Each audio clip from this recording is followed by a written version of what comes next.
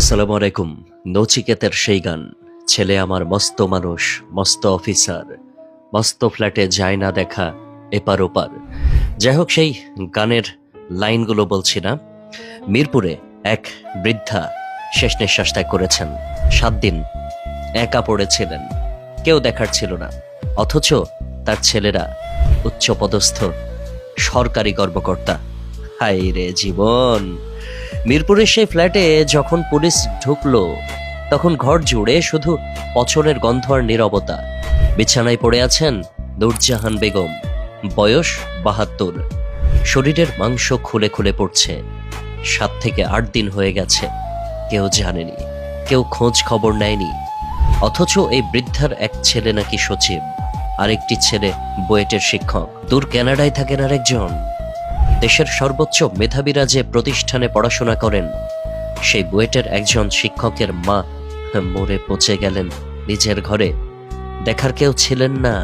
আমরা সন্তানকে ডাক্তার বানাই, ইঞ্জিনিয়ার বানাই, সচিব বানাই, বিদেশে পাঠাই, কিন্তু মানুষ বানানোর কথা ভুলে যায় যে মা রাত জেগে পড়িয়েছেন, নিজে না খেয়ে সন্তানের পাতে ভালোটুকু তুলে দিয়েছেন। সে মা একদিন অন্ধকার ঘরে একা পড়ে থাকেন এবং মরেও পড়ে থাকেন। নূরজাহান বেগম মেয়ের বাসায় থাকতেন। মেয়ের স্বামী ঢাকা বিশ্ববিদ্যালয়ের শিক্ষক ছিলেন, 5 বছর আগে ইন্তেকাল করেছেন। মা ও মেয়ে একই ছাদের নিচে থাকতেন, কিন্তু আলাদা আলাদা ঘরে। পুলিশ জানাচ্ছে, বৃদ্ধার ঘরটি কয়েক বছর ধরে ঠিকমতো পরিষ্কার হয়নি।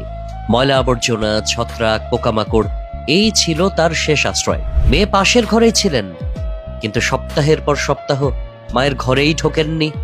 রোববার রাতে একজন নার্সকে ডেকে পাঠানো হয়েছিল। মেয়ে ভেবেছিলেন মা হয়তো অসুস্থ। নার্স ঘরে ঢুকে যা দেখলেন, তাতে তার বুক কেঁপে উঠল। বিছানায় পড়ে রয়েছেন সেই বৃদ্ধা। শরীরে আর কিচ্ছু নেই, শুধু হাড্ডি ছাড়া। নার্স বের হয়ে লোকজনকে জানালেন। 999-এ ফোন গেল, পুলিশ এলো। বৃদ্ধার মেয়েকে দেখে পুলিশের অস্বাভাবিক মনে হয়েছে।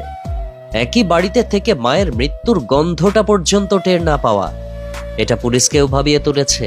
এই বিষয়টি তদন্ত হওয়া দরকার, মানবিক কারণেই হওয়া দরকার। আমরা কি সত্যি এতটা ব্যস্ত হয়ে পড়েছি যে মায়ের ঘরে উঁকি দেওয়ার সময় নেই?